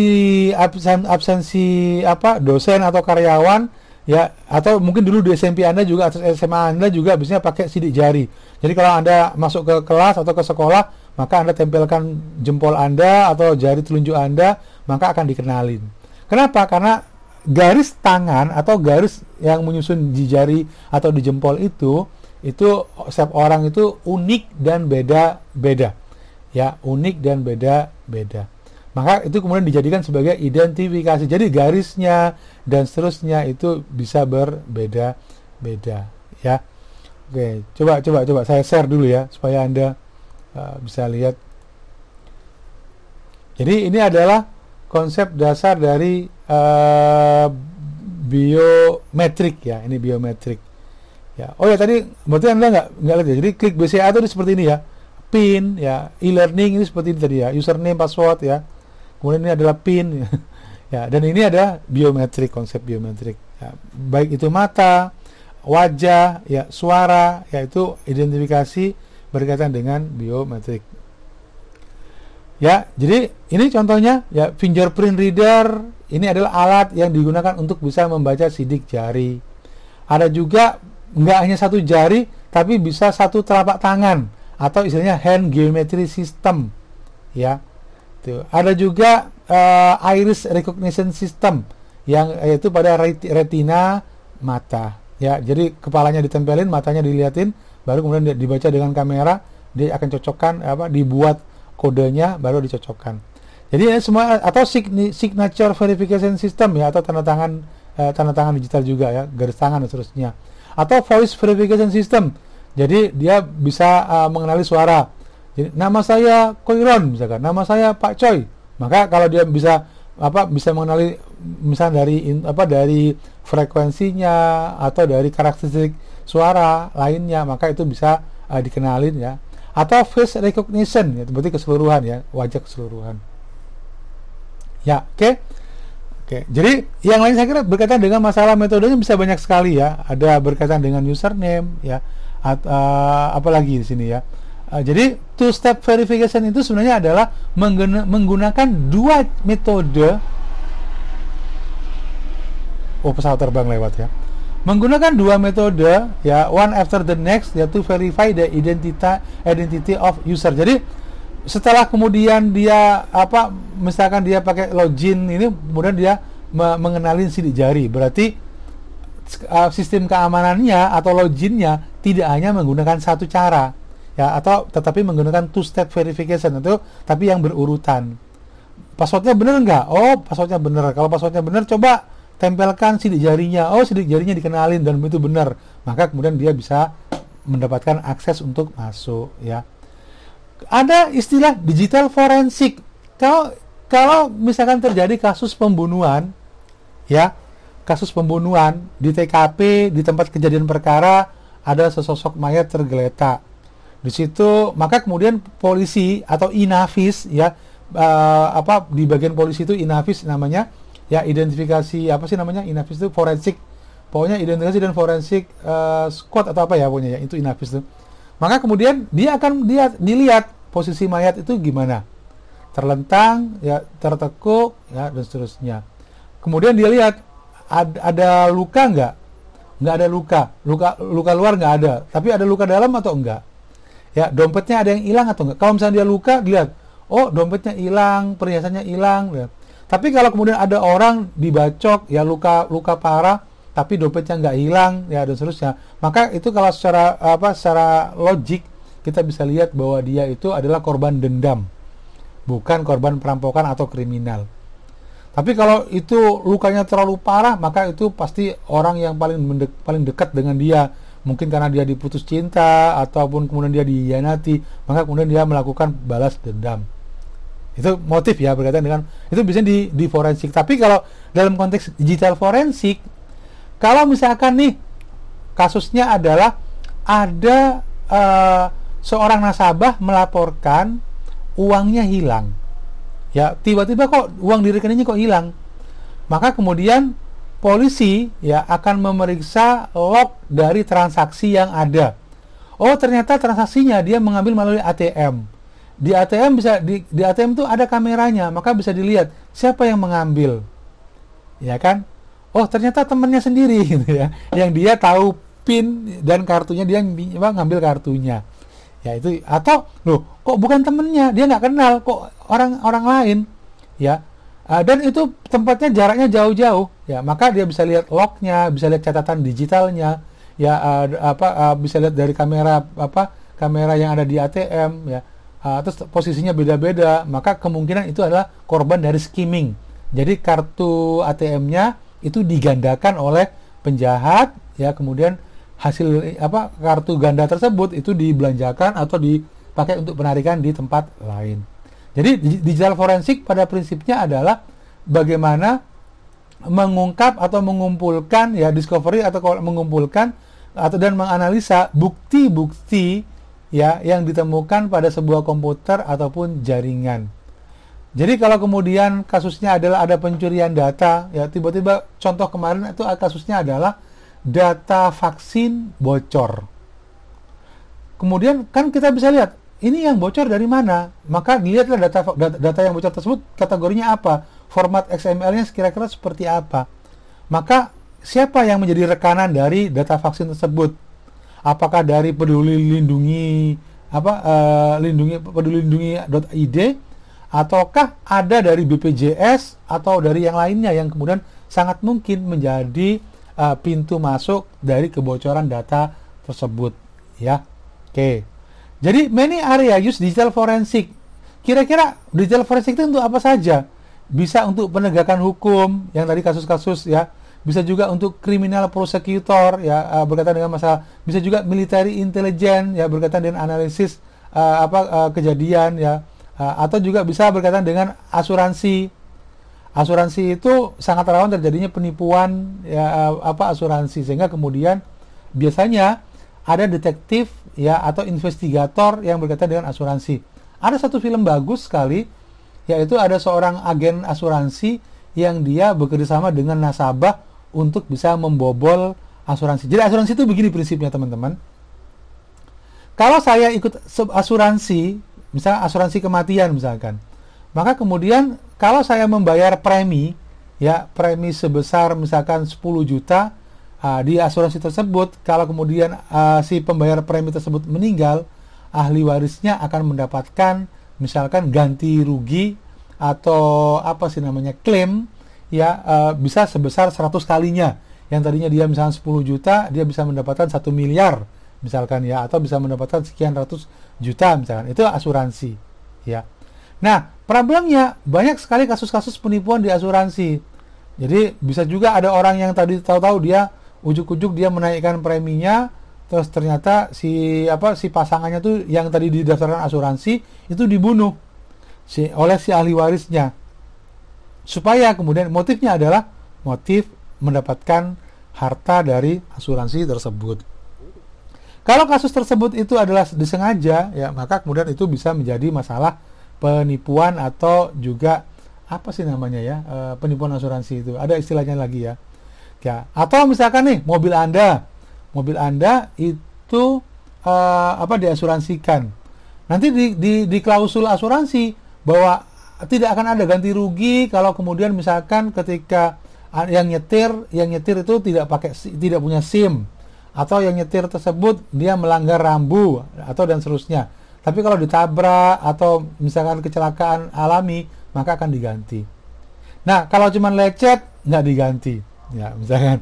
Maka kemudian ada juga kasusnya di Amerika itu seorang nasabah asuransi, karena dia mobilnya lecet, dia pinginnya itu diperbaiki, mobilnya ditabrakkanlah ke pohon sehingga dianggap itu kecelakaan, toh dia klaimkan ke perusahaan asuransi. Nah, perusahaan asuransi akan melihat ini tabrakan atau sengaja ditabrakkan. Maka dia lihat arah tabrakannya, kondisinya, ya, apakah ada jejak ngerem atau tidak, ya, dan seterusnya. Oh, ternyata nggak ada, berarti ini kemungkinan. Maka kemudian juga si petugas asuransi atau investigator atau detektif asuransi, dia cari bukti-bukti CCTV di sekitar dari tempat kejadian perkara. Dilihat ternyata mobil tersebut itu bukan nabrak atau ditabrak, tapi menabrakkan diri. Maka akhirnya justru orang yang penipuan asuransi itu nggak dapat duit, malah masuk penjara karena dianggap sebagai penipuan, ya. Kemudian ada Information Security Department, misalkan, ya. Ini berkaitan dengan masalah keamanan juga. Jadi prinsipnya adalah, contoh nih, kasusnya kemarin tuh ada seorang karyawan teller dari sebuah bank yang dia melakukan penggelapan dan dana nasabah hampir sekitar 1,5 miliar untuk berjudi. Perempuan ini, ya. Ini ada beritanya. Coba supaya Anda bisa paham kasusnya. Jadi teller, kalau salah ini Bank BRI, ya, menggelapkan dana nasabah. Jadi pihak bank kemudian ini ada modus ini masuk baru juga. Tabungan nasabah bank hilang 1,3 miliar. 1,3 miliar nih, ya. Ada juga uang nasabah 2,5. Jadi ini adalah orang dalam. Ini yang disebut sebagai unethical employee sebenarnya, ya. Kalau dalam tadi adalah pegawai yang tidak punya etika profesi, ya, ini, ya. Kenapa? Karena nasabahnya nyetor, ya, tapi kemudian dia dia bertransaksi, memalsukan transaksi, ya, slip setoran, sampai juga pada tanda tangan si nasabah. Ya, ini yang kasusnya terjadi seperti itu. Tabungan nasabah bank hilang ternyata dicuri oleh oknum teller, ya. Kasusnya begitu. Dan ini perempuan yang kalau salah perempuan yang melakukannya, ya. Kalau ini adalah sepasang pelaku, dua orang, ya, ini. Tapi yang saya pernah tahu ada perempuan yang juga yang menjadi pelakunya. Polisi menangkap KA di Kalimantan. Dia kalau salah dia terjebak pada judi atau apa gitu. Ini sama kasusnya di sini juga, ya. Ini orang dalam. Maka polisi sangat mudah untuk bisa membuktikan siapa teller yang jadi kan kenapa kemudian setiap teller itu harus punya username atau password atau login. Tujuannya supaya kemudian kalau kemudian ada kehilangan, tahu kira-kira siapa yang mengakses komputer dan melakukan transaksi. Jadi Anda perlu paham bahwa kalau di kasir Indomaret ataupun dia di Super Indo atau di bank, setiap pengguna dia harus menggunakan username dan passwordnya sendiri. Ya, itu mengapa kalau nanti Anda bekerja di sebuah perusahaan, jangan pernah tinggalkan komputer Anda dalam kondisi terbuka. Jadi kalau misalkan Anda punya komputer, Anda nih mau ke kamar mandi nih, terus ternyata komputer Anda dibiarkan terbuka, sudah login gitu ya. Kalau Anda mau meninggalkan komputer, maka itu harus di logout dulu. Ya, harus di logout. Kenapa? Jangan sampai ada orang yang illegal access atau illegal access, dia memanfaatkan komputer Anda ya untuk keperluan ya dirinya, sehingga loh saya nggak pernah Pak, tapi buktinya loginnya Anda nih, Anda yang transaksi, maka berarti Anda yang menggelapkan dana. Enggak Pak, saya benar Pak, saya nggak pernah Pak. Tapi memang betul, ternyata setelah dicek di CCTV, ternyata loginnya dipakai oleh orang lain. Contohnya misalnya begitu ya. Itu gambaran dari betapa kemudian sekarang ini juga lagi banyak sekali digital forensik. Ini kalau Anda ingin jadi detektif, maka ini juga cukup menarik ya. Misalnya contohnya adalah filenya dihapus. Contoh kasus adalah kasus video pornonya Ariel ya. Siapa sih yang menyebarin ya? Komputer mana yang dipakai untuk merekam atau untuk mentransfer, untuk mengedit videonya? Kemudian siapa yang punya akses tersebut ya, dan seterusnya. Itu kerjanya di digital forensik. Itu sudah dihapus. Siapa yang kapan itu dihapus? Maka itu bisa dicari ya, file-file yang dihapus tadi. Oke. Kemudian software thief, pencurian software ya. Bisa steal software media ya, bisa hardware-nya atau CD-nya yang dicuri ya, sehingga kemudian itu bisa ya. Atau juga bisa menghapus program yang ada, itu masuk software thief juga ya. Atau illegal register and atau activated program, atau ini Anda mengcrack, misalkan nih Anda nggak punya Office atau Anda nggak punya Photoshop, kemudian Anda install Photoshop tapi pakai serial number ataupun activity yang dipalsukan ya. Atau illegally copy program ya, ada program ya Anda bajak di copy untuk bisa dipakai, itu sama juga software thief ya. Macam-macam sih sebenarnya ya. Kenapa sih Microsoft yang sudah canggih gitu kok softwarenya masih bisa dibajak? Ya sekali lagi ingat, tidak pernah ada sistem keamanan yang benar-benar kuat. Ya pasti ada saja kelemahannya. Ya macam-macam, sudah pakai sistem online ya, sudah pakai verifikasi untuk nginstal, tapi tetap saja kebobolan. Ya, terutama berkaitan dengan masalah legally lisensi. Jadi ada banyak cara untuk bisa, contohnya nih, ada software yang dia harus pakai dongle. Jadi software tersebut bisa digunakan kalau flash disknya ditancepin. Tapi sekali lagi ingat, cracker itu juga pintar-pintar. Maka kemudian dipelajari software tersebut dia bacanya kemana. Maka akhirnya dibuatlah virtual dongle. Ya, sehingga kemudian software tersebut bisa digunakan walaupun tanpa dongle ya, tanpa semacam flash disk tadi itu. Oke. Kemudian during the product activation misalkan ya. Ini juga dia by phone ya, bisa user profile. Jadi biasanya ini cara mengaktifasinya gimana software ini? Ternyata dia menggunakan akses online. Maka kebanyakan dia akan menggunakan atau mematikan aktivasi online-nya, sehingga kemudian si produknya tetap masih bisa digunakan. Ya, itu banyak sih tekniknya saya kira ya. Saya sudah bertahun-tahun juga mengcrack. Pokoknya itu saya tahu lah bagaimana teknik-teknik bagaimana mengcrack software yang sudah dipindah, mengcopy software dan seterusnya. Itu juga adalah bagian tindakan dari pencurian software ya. Ini contohnya lisensi agreement, bahwa kalau software itu sudah diinstal di satu komputer, software tersebut nggak boleh diinstal di komputer yang lainnya ya. Make one copy of the software as a backup boleh, misalkan. Ini salah satunya ya. You cannot, yang nggak boleh itu adalah install the software on a network ya, sehingga kemudian ini nggak boleh karena bisa dipakai oleh komputer lain ya. Ini contoh-contoh dari lisensi agreement. Lisensi kalau misalnya kita menginstal software, kita membeli software, ada license agreement-nya ya, license agreement-nya ya. Oke. Information thief apa lagi ya? Ada lagi pencurian informasi. Ya, ada information thief, itu berkaitan dengan bagaimana seorang bisa mencuri data yang sifatnya rahasia. Baik itu, jadi contoh ini yang paling mungkin pencurian foto di Facebook ya, atau pencurian foto di Instagram. Ya, tujuannya untuk apa? Bisa saja foto Anda dimanfaatkan untuk penipuan misalkan. Itu juga masuk pada information thief. Bisa juga kemudian menggunakan konsep sniffing.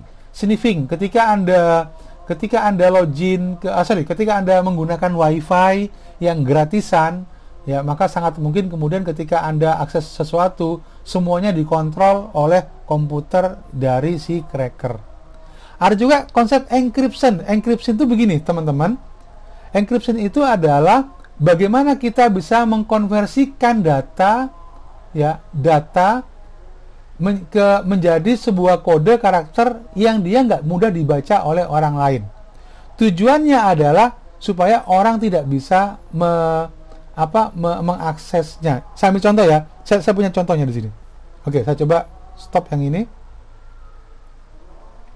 Saya punya contoh. Ada sebuah website yang cukup bagus.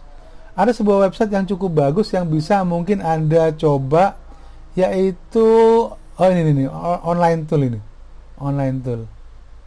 Sebentar. Ini adalah sebuah website. Kalau Anda pengen tahu, aduh gimana sih? Karena ini kepotong ya. Kalau Anda ingin tahu bahwa di online tool ini, ya, oke, coba saya kopikan, coba saya jalankan. Ya, amplop ya. Ini dia ya. Saya pengen ngeblok ini, kemudian saya masuk ke sini. Jadi teman-teman, yang namanya decrypt itu begini. Kalau misalkan nih Anda pengen ngetik suatu pesan rahasia, ya, supaya orang lain nggak tahu pesan Anda itu, maka contohnya misalkan ya, saya telah kirim, ya, uang dan, ya, narkojan, artinya jajan maksudnya ya, atau kue. Maka kalau di proses encrypt, ini namanya plain text ya. Plain text itu adalah teks yang bisa kita baca, bisa kita kenalin. Oh, sorry. Anda sudah share ya? Oh, sudah share, oke. Ya, oke. Sudah share. Anda sudah bisa lihat ini ya. Maka kalau ini saya encrypt, yang muncul tulisannya itu adalah dalam bentuk huruf-huruf seperti ini. Jadi ini adalah plain text-nya dan ini adalah hasil enkripsinya. Tujuannya adalah supaya orang yang dia itu, mungkin orang bisa menangkap atau menyadap informasi, tapi ketika kemudian dia lihat informasinya seperti ini, dia harus memecahkan kode tersebut supaya bisa dikembalikan lagi. Taruhlah misalkan Anda tahu cara kuncinya. Jadi ketika si penerima tersebut menerima teks seperti ini, maka dia harus bisa menerjemahkan kembali ke dalam bentuk teks yang bisa dibaca. Maka itu disebut sebagai decrypt. Jadi ada istilah encrypt dan ada istilah decrypt. Encrypt itu mengubah tulisan yang dimengerti ke dalam bentuk kode-kode rahasia, sedangkan decrypt kebalikannya, mengubah kode-kode rahasia ke dalam tulisan yang bisa dibaca atau maka ini harus sama antara tulisan yang awal dengan tulisan yang hasil akhirnya, itu harus sama. Berarti proses decryptnya dia berhasil. Ya. Jadi sebenarnya password di database itu biasanya akan dienkripsi. Jadi kalau misalnya Anda ngetik passwordnya apa misalkan ya, aku padamu setiap hari misalkan. Ini password Anda misalkan. Maka sebenarnya password yang seperti ini kalau di database ya akan disimpan dalam bentuk seperti ini. Kalau pakai seperti ini diketikkan itu nggak akan dikenalin. Kenapa? Karena passwordnya yang diminta seperti ini, tetapi disimpan dalam bentuk seperti ini. Istilahnya terenkripsi. Maka supaya bisa dikenalin nantinya oleh komputer, biasanya komputer akan melakukan melakukan sebaliknya ya. Nah, ini maka dia akan melakukan. Jadi kalau ini di decrypt atau di decode misalkan ya, maka akan kembali lagi ke posisi tulisan semula ya. Itu gambarannya teman-teman ya, berkaitan dengan teknik bagaimana enkripsi itu digunakan untuk bisa supaya data yang kita punya, jadi kalau Anda punya data-data penting berupa teks atau berupa gambar atau apapun, itu sebenarnya bisa dienkrip. Tujuannya supaya kemudian itu tidak bisa dipakai. Kalaupun itu misalkan Anda simpan di flash disk, kalaupun flash disk Anda hilang, maka orang yang menemukan itu tidak bisa mengetahui rahasia yang ada di flash disk tersebut. Kenapa? Karena walaupun dia bisa buka filenya, tapi dia nggak ngerti apa isinya. Kira-kira begitu. Ini di film-film James Bond ya, film-film itu bukan hanya di film sebenarnya, tapi di dunia nyata memang itu digunakan. Prinsip dasarnya sama seperti tadi ya. Kalau tadi itu adalah model enkripsi sederhana, yang dimana key-nya tidak kita tentukan. Sebenarnya ada juga teknik. Jadi gini, kalau misalnya kita punya teks ya atau email atau apa ya, kemudian kita pakai kunci tertentu, masukkan kunci juga. Nah, untuk bisa mendekrip harus punya kunci yang sama. Itu jauh lebih susah ya. Kalau encrypt bisa macam-macam tekniknya, encrypt decryptnya. Tapi kalau sudah pakai kunci, maka seberapa amankah sebuah data di encrypt tergantung dari panjang kuncinya. Ya, itu. Maka ada yang namanya digital signature atau tanda tangan digital ya. Bagaimana misalkan apakah sebuah informasi atau email atau gambar ataupun pesan ataupun dokumen, kalau dia diberikan tanda tangan digital ini akan dikenalin apakah itu otentik atau tidak, ataukah itu sudah dirubah-rubah atau tidak ya. Itu konsep dasar dari digital signature. Jadi digital signature itu sebenarnya adalah kode yang terenkripsi ya, yang punyanya setiap orang, itu fungsinya unik supaya bisa bener nggak sih pesan ini dikirim oleh si A. Karena begini teman-teman, contoh nih misalkan, kalau saya ngirim pesan WA ke Anda, ini jangan-jangan bukan Pak Coy, jangan-jangan ini orang lain yang menyaruh jadi Pak Coy. Kok nomornya kok nggak dikenalin, tapi fotonya kok fotonya Pak Coy, gitu kan? Kan banyak sih kasus-kasus penipuan gitu kan, yang pakai WA tadi kan. Kemudian ada digital certificate ya. Ini sebenarnya adalah bagaimana oke. Kita lihat digital certificate. Digital certificate itu adalah apakah sebuah website itu cukup aman atau tidak. Maka biasanya sebuah website tersebut dia memiliki sertifikat keamanan. Contoh misalkan ya, kalau saya pakai ini. Oke. Ini kalau Anda perhatikan, maka ini ada sertifikat. Ini ada sertifikatnya. Ya, ada kok blok sih. Jadi ceritanya ada sertifikat dari biasanya ya, coba klik BCA ya. Klik BCA. Saya pengen lihat. Jadi apakah sebuah website itu benar-benar aman atau tidak? Biasanya dilihat dari kunci ini. Berarti website dari klik BCA ini dia sudah terlindungi bahwa website ini aman dan memiliki sertifikat ya, DigiCert istilahnya ya, DigiCert. Jadi kalau Anda buka, maka kita bisa lihat ya bahwa sebenarnya ini dia punya sertifikat keamanan ya. Sertifikat diterbitkan untuk PT Bank JKA, diverifikasi oleh IDGate ya, contohnya begitu. Kalau ini kira-kira bagaimana, kita lihat. Nah, jadi biasanya website yang aman yang kita tahu itu kalau kemudian dia itu bisa kita verifikasi dari sini ya. Oh, sertifikatnya dia apa gitu ya, sambung keamanannya, oh ternyata aman. Coba kalau punya Unitawa misalkan, kita lihat ya, sambungan keamanannya terhubung dengan aman, situs ini diverifikasi oleh Cloudflare In, maka kita berlangganan berkaitan dengan sertifikat keamanan dengan menggunakan Cloudflare ya. Tapi kalau kemudian ada website atau situs apalagi yang lainnya yang enggak, maka bisnis akan kelihatan. Jadi sekali lagi bahwa kalau ada HTTPS dan dia gemboknya tertutup, berarti dia memiliki sertifikat keamanan informasi ya. Jadi ini sekali lagi digital certificate biasanya digunakan sebagai jaminan ya bahwa user ataupun website tersebut itu memang legitimate ya, bukan website yang membahayakan atau website yang tidak jelas. Itu cara membedakan apakah sebuah website yang kita akses itu aman atau tidak ya. Jadi website use encryption technique to secure its data is known as secure site ya. Makanya ada istilah HTTPS ya. Jadi HTTPS tersebut adalah bagian dari bahwa berarti website tersebut ya dia menerapkan konsep keamanan data, bahwa datanya itu dia diamankan dengan menggunakan konsep enkripsi. Datanya dia di-encrypt atau disembunyikan ya. Ini contohnya. Ini tadi ya HTTPS dan seterusnya.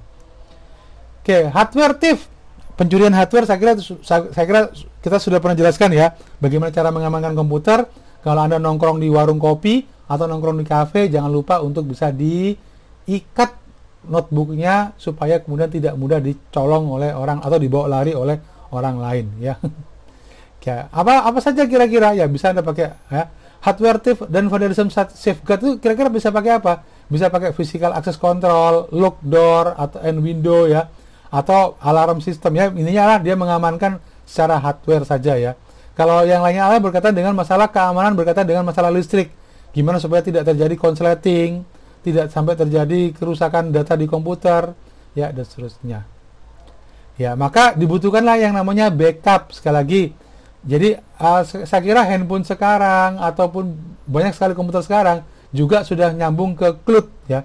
Kalau Anda punya handphone Xiaomi juga dia menawarkan cloud, sehingga kalau kemudian data yang ada di handphone bisa secara otomatis bisa disimpan di cloud atau di Google, semacam drive-nya, ya, atau tempat penyimpanan dari Xiaomi itu sendiri. Itu sifatnya adalah backup. Jadi backup itu apa? Backup itu adalah menduplikat, ya, file, program ataupun yang lainnya, yang prinsipnya adalah supaya kalau kemudian itu hilang, yang aslinya hilang ataupun rusak, ya, ataupun hancur misalkan, ya, maka kita bisa punya cadangannya untuk bisa digunakan. Itu kira-kira. Jadi sekali lagi, nanti kalau Anda ngerjakan tugas yang Anda kerjakan, backup lah ke Google Drive. Ya, jangan pernah, Pak, saya dulu pernah jadi misalnya contohnya gini, ada kasus mahasiswa begini. Dia bikin tugas, oke, ya. Mungkin dia ngerjakan di warnet atau di tempat lain misalkan. Maka kalau Anda ngerjakan tugas, kemudian Anda merasa sudah mengumpulkan dosen lewat email, jangan lupa untuk membackup tugas tersebut. Atau Anda ngerjakan di komputer teman misalkan. Kenapa? Suatu saat ketika ternyata nilai Anda nggak keluar, gara-gara ternyata Anda dianggap tidak mengumpulkan tugas, maka Anda punya bukti. Anda bisa kirim ulang tugas-tugas tersebut, ya. Ada macam kategori dari backup, ada full backup, differential, incremental, selective, continue, protection, dan seterusnya. Ya, ada tiga generasi backup policy, ya. Ada utama sampai pada di backup lagi, kira-kira begitu, ya. Nah, apa sih bedanya? Kalau full backup itu semua yang ada di komputer itu semuanya akan di backup. Tapi ini dia memang bagus, ya. Kenapa? Karena pasti aman, ya. Karena kalau Anda punya komputer isinya apa, baik itu program ataupun data, itu di backup ke komputer yang lainnya, persis sama. Tetapi butuh waktu, ya, longest backup time. Ada juga differential backup, ya, di mana yang di backup itu adalah yang hanya berbeda saja, ya. Copies only the file that have changed since the last full backup. Ini lebih cepat sebenarnya. Kenapa? Karena kalau misalnya Anda nih yang Anda edit cuma file ini saja, maka yang di backup file yang berubah saja. Ya, fast backup method require minimal storage space to backup, ya. Ini yang berubah yang di backup. Tetapi disadvantage-nya, kalau kemudian terjadi kerusakan, recovery is time consuming because kenapa? Karena nanti kalau bisa di backup penuh, dia akan cukup lama juga untuk bisa mencari mana yang terbaru, ya. Atau incremental backup, setiap kali ada perubahan semuanya disimpan. Maka ini butuh fastest backup method, ya. Tapi kemudian recovery is most time, ini juga sama juga lamanya juga. Atau selektif tertentu saja yang mau di backup. Saya kira cukup pakai ini aja, ya. Jadi Anda backup mana kira-kira data-data yang penting, mana kira-kira yang perlu disimpan, yaitu ditaruh di Google Drive. Kemudian wireless security. Tadi sudah saya ingatkan pada Anda bahwa ada banyak akses point yang cukup berbahaya, ya, berkaitan dengan jangan pernah menggunakan wireless access poses additional security risks, ya. Baik itu Anda di rumah pakai WiFi, maka sangat mungkin juga WiFi Anda itu juga dijebol oleh orang luar. Makanya kenapa WiFi itu cukuplah bisa menjangkauan radius sekitar 7-10 meter. Jadi kalau Anda punya WiFi di rumah, jangan sampai terlalu panjang ringnya, sampai 15 meter, 20 meter. Kenapa? Orang bisa akses dari luar rumah Anda. Ada WiFi ini, dia pura-pura nongkrong di depan rumah Anda, padahal sebenarnya dia membobol sistem WiFi tersebut. Sekali lagi ingat, WiFi tidak pernah ada aman-amannya, ya. Pakai sistem apapun, kalau Anda lihat di hacknya banyak sekali teknik bagaimana menghack WiFi, ya. Tapi yang paling penting sebenarnya adalah, ya, bagaimana WiFi bisa digunakan untuk kejahatan. Sekali lagi ini, ya, saya coba, ya. Wi-Fi access point berbahaya di umum, tempat umum. Ya, saya coba access point. Ini waspada risiko menggunakan Wi-Fi publik. Ini dari pesan Telkomsel ya. Bahaya menggunakan Wi-Fi gratisan. Ya. Jadi kenapa sekali lagi? Karena Anda nggak akan pernah tahu ya siapa yang yang memiliki. Jadi contohnya misalkan di kantor Telkomsel Anda lihat ada Wi-Fi Telkomsel 1. Oh, ini benar nggak sih? Ya, atau bandara. Kenapa dia bisa saja namanya dibuat seperti itu kan? Ya, contohnya seperti saya misalnya ya. Kalau Anda lihat di sini, saya punya Wi-Fi juga. Ya, nah ini Wi-Fi. Nah, maka kalau Anda perhatikan Wi-Fi yang connect dengan komputer ini, ya ada macam-macam. Ya, mana sih? Nggak tampil ya. Oh, sorry. Saya malah mengklik speaker. Ah, ini ya. Nah, maka saya pakai Wi-Fi apa sih yang connect di situ misalkan. Maka akan muncul daftar-daftar Wi-Fi yang mungkin bisa digunakan. Maka sebaiknya ya, sekali lagi ingat bahwa Wi-Fi itu bisa digunakan nama lain ya. Dan ini contohnya ya. Ada Kanjeng Kusumo, ada Oppo A92020. Nah, saya pakai Arudam misalkan ya. Maka yang ini cukup, dia sinyalnya nggak terlalu kuat. Yang ini cukup kuat. Ini berbahaya sebenarnya. Yang Oppo A92020 ini cukup berbahaya. Kenapa? Karena bisa saja ini di-hack. Tapi ini pakai ada gemboknya, berarti dia secure ya. Dia pakai password ya. Dia tidak pakai CHDP ya. CHDP. Oke ya. Itu kita kembali lagi ke ini. Ya, ada pakai bagaimana pengamanannya untuk access point ya, bisa pakai WAP ya, atau kombinasi dengan router WAP juga ya. Artinya kalau misalnya kita punya WiFi tetap harus pakai password ya, atau pakai pengamanan supaya kemudian tidak sembarang orang juga. Oke, itu pembahasannya. Kemudian kita bagian masuk pada ethic and society ya. Pahami bahwa ada etik yang berlaku di masyarakat berkaitan dengan teknologi. Ya, kenapa? Karena sebenarnya ada perubahan perilaku di masyarakat, bagaimana kemudian komputer ataupun teknologi informasi itu digunakan. Saya kira mungkin nanti ini saya akan lanjutkan nanti di pertemuan yang akan datang berkaitan dengan code of conduct dan seterusnya, karena ini nggak akan selesai. Saya tersiksa waktu 5 menit ya. Mungkin nanti saya akan review nanti di pertemuan berikutnya. Ya, oke. Tapi prinsipnya adalah nanti beberapa yang berkaitan dengan information privacy, ya itu juga akan masuk di materi berikutnya. Baik, kira-kira teman-teman, apakah ada pertanyaan ya berkaitan dengan materi sudah saya sampaikan? Ya, oke. Hari ini, minggu ini saya akan berikan tugas, ya ini sudah minggu ke-5, saya akan berikan tugas berkaitan dengan, ini ada yang kirim teks, Pak, Mama tidak, oke ya, Anda boleh tidak menyalakan kamera, bisa karena di warnet atau juga karena mungkin untuk bisa lebih menghemat kuota gitu ya. Wah, ini yang sangar nih pakai Aditya Renanda. Wah, ini kayaknya oke lah ya. Ya, jadi Anda bisa pakai augmented reality, bisa pakai kacamata ya, atau bisa pakai topi atau tampak gundul gitu kan ya. Oke. Itu teman-teman semua, silakan. Mungkin ada pertanyaan kah ya? Oke, Oke, jadi pada prinsipnya sebenarnya bahwa Putri Pertiwi malah pakai bando ya. Wah, di kameranya. Oke, fine ya. Jadi sekali lagi teman-teman, jadi penting sekali untuk bisa memahami apa sih ancaman keamanan yang ada di dunia era digital ini.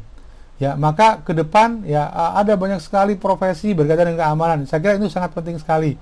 Ya, Anda juga harus bisa memahami apa saja yang kira-kira sangat memungkinkan terjadinya pencurian data ya, ataupun juga nanti kita akan bahas tentang profesi-profesi atau sertifikat keahlian apa untuk bisa menjadi tenaga security ya, security dalam bidang digital, atau juga pada masalah forensik ya, karena ada banyak sekali pelatihan atau sertifikat. Jadi ada sekolahnya itu kalau saya lupa setahun untuk bisa masuk menjadi forensik ya, digital forensik.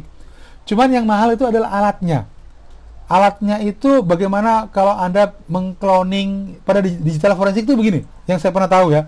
Ada kasus pada waktu seleksi di di Polda Jatim, ada apa perwira dari Mabes yang dia mencoba untuk membackup data. Jadi dia punya alatnya, dia punya semacam softwarenya, ya, yang kalau kemudian ada komputernya panitia oleh oleh ahli forensik ini di backup. Cepat sekali mau filenya itu ya. Jadi dia cepat sekali. Jadi untuk bisa mengcopy satu komputer penuh, dia cepat sekali caranya. Jadi tinggal dia masukkan alatnya itu, kemudian dia jalankan, semua isi dari komputer tersebut itu tersedot. Dan itu nggak sampai setengah jam tuh semuanya sudah selesai. Nah, polisi juga punya, kalau Anda punya handphone, misalnya ada orang yang dicurigai ini kasusnya ya, ini kasus yang terjadi. Ceritanya ada seorang yang dicurigai sebagai seorang penjahat misalkan.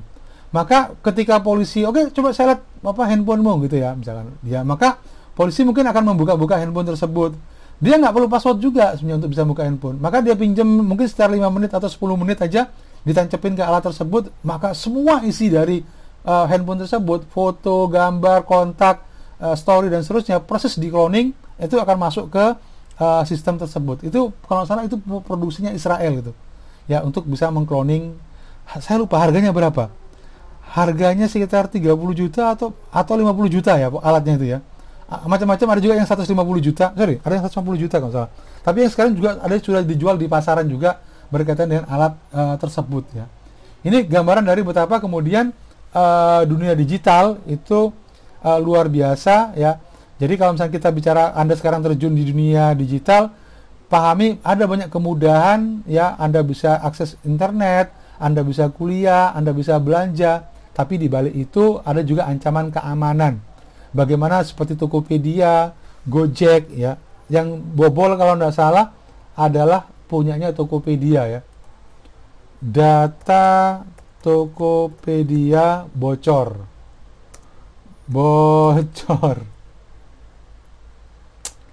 91 juta. Wah, ini 91 juta. Oke, saya akan tunjukkan pada Anda. Oke. Karena saya akan share screen lagi. Oke. Maka kalau Anda lihat dari data ini, ada berita ini. 91 juta data akun Tokopedia bocor. Bayangkan. Ini nggak main-main ya. Jadi data, kalau 91 juta data itu data pengguna, data tenannya, data transaksinya. Kalau transaksinya dia pakai, itu bisa macam-macam. Makanya berbahaya sekali. Gojek juga datanya pernah bocor ya. Gojek bocor data. Marak. Oh, ini penipuan ya. Sebentar. Data Gojek Bukalapak. Oh, ini. Jadi ternyata yang bocor bukan hanya Tokopedia. Ya, jadi kalau Anda perhatikan semua ya seperti Tokopedia, Gojek, Bukalapak itu ternyata juga pernah mengalami kebocor. Apa yang terjadi? Bayangkan kalau kemudian data Gojek bocor, maka siapa ya kliennya di Gojek, dia pernah pergi kemana, berapa tarifnya, dia pergi kemana. Jadi misalnya Anda minta diantar ke kampus, itu kan ada historisnya kan. Kalau data itu semua itu bisa bocor ke orang lain, maka itu berbahaya. Ya, bisa saja kemudian orang akan tahu Anda sering ke daerah mana atau lewat daerah mana, sehingga kemudian itu bisa dimanfaatkan oleh orang lain. Atau kalau di Tokopedia misalkan Anda sering kali belanja apa, ya kan? Ya, nah, ini sekarang sebenarnya sebenarnya sudah lama juga ya, dari tahun 2020 tengah digodok ya rancangan undang-undang perlindungan data pribadi. Jadi RUU PDP itu adalah perlindungan data pribadi ya, yang sekarang belum juga disahkan, yang sebenarnya urgent sekali. Kenapa? Karena pencurian data KTP, data KK yang dipakai untuk pinjaman online ya, itu banyak sekali begitu ya. Ya, saya kira itu teman-teman ya berkaitan dengan perkuliahan kita pada hari ini. Nanti materi berikutnya saya akan lanjutkan sebagian mungkin berkaitan tadi dengan masalah privasi ya, dan juga berkaitan dengan etik privasi dan green computing ya. Kalau tidak ada pertanyaan, kelas saya akhiri. Silakan nanti kalau pertanyaan Anda sampaikan di grup boleh, atau Anda boleh japri saya ya. Terima kasih semuanya. Assalamualaikum warahmatullahi wabarakatuh. Waalaikumsalam.